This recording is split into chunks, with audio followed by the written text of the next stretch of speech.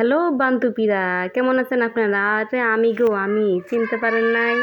রাইন্দা রাইন্দা কালা হয়ে গেছি। আজকে আপনাকে লেগে আমি সুন্দর করে একটা উস্তাবাজি রেসিপি লইয়েছি। এই রেসিপিটা অনেকে দেখি হিদ্ধ কইরা উস্তারে হিদ্ধ কইরা তারপরে বাজি করে। এমনি উস্তাবাজি একটু মজা লাগে না? আগে এটা আমি করতাম, এর লেগে আপনাকে কইলাম। এই উস্তাবাজি আগে আমি কী করতাম, হিদ্ধ কইরা তারপরে কী করতাম, পানি জড়াইয়া তারপরে করতাম, রানতাম। পরে একদিন আমার শাশুড়ি আমার কইলো এমনি কি উস্তাবাজি করে, তোর আমি দেখাই দিই কেমনে আয়। পরে আমার শাশুড়ি দেখাই দিল আমার। তো আগে তেল দিবি, বেশি করে তেল দিবি, কারণ বাজি শাকসবজির ভিতরে তেল দিতে হয় বেশি। কিপটামি করে দিলে হইতো না, তাই এক ডক করে কতখানি তেল ডাইলা দিলাম। তেল ডালার পরে দিয়ে দিলাম কি জানি পিঁয়াজ, কাঁচামরিচ কিন্তু দেওয়া যেত না, দুই একটা গেছে আমার কাঁচামরিচ সমস্যা নেই। কাঁচামরিচ আগে দিলে পেঁয়াজের ভিতরে কাঁচামরিচ যদি বাজি তাকে কাঁচামরিচের জায়গা কি জানি কয় ঝালটা জায়গা।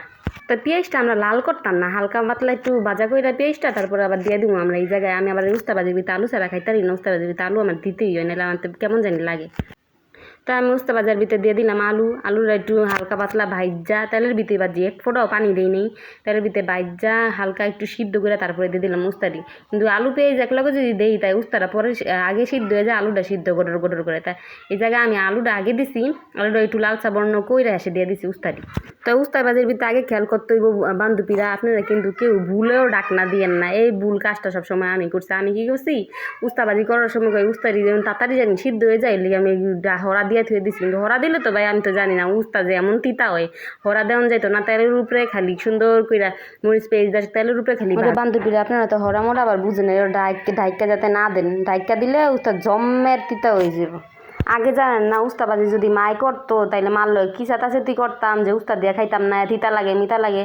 আর অনেক উস্তাবাজি করি, উস্তাবাজি দিয়া পেটটা বুড়া ভাত খেয়ালি। অনেক মোহে এত স্বাদ করতে না যে আইলো উস্তা তিতা জিনিসটা অনেক পছন্দ করি। মনে মনে কই বয়স মনে হয়ে গেছে, বয়স্ক মানুষকে মনে উস্তাবাজি মাঝে বেশি পছন্দ। মনে মনে কই আমার তো বয়স মনে হয়ে গেছে, লেগে আমার মনে উস্তাবাজিটা পছন্দ, মজাই লাগে। উস্তাবাজিটা কার কার পছন্দ বান্ধবীরা কই এলেও, যারা যারা উস্তা দিয়ে পেটটা বুইরা ভাত খেতে পারো। এই উস্তাবাজির ভিতরে যদি ইসা মাছ দেওয়া যেত, ছোটো ছোটো গুঁড়া ইসা, আহা সেই স্বাদ কি মজা লাগে। আর আমি তো ঘরের ভিতরে ইসা মাছ নাই, তাই লিগে হুদই করছি। বুঝছি ইসা মাছটা যদি করি অত মজা লাগে কি কইতাম আপনাকে। আমার মতো যারা আছেন একেবারে সাপসিদা রান্না বান্না করেন, তারা আমার মতো এই ট্রাই করতে পারেন। একদম সোজা খালি পেঁয়াজের উপরে বাজুন তারপর শেষ হয়ে যেত।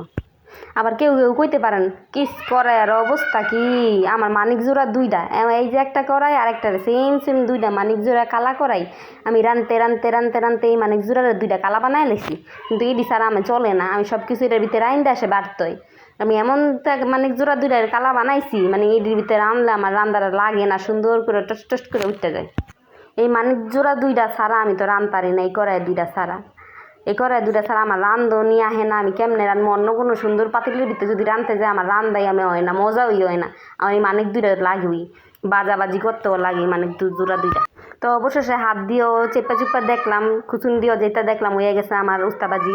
তো উস্তাবাজি লইয়া কত রিলিছি দেখেন, উস্তাবাজি লইয়া অনেক খাইয়া আপনাকে দেখাম কি মজা যে লাগে কি কইতাম। উস্তাবাজি অনেক খাইতাম, আমার একটু উস্তাবাজি দিয়ে এক বল ভাত খাই উঠে যেতে। রাস্তা বলুন, ভালো থাকবে সবাই।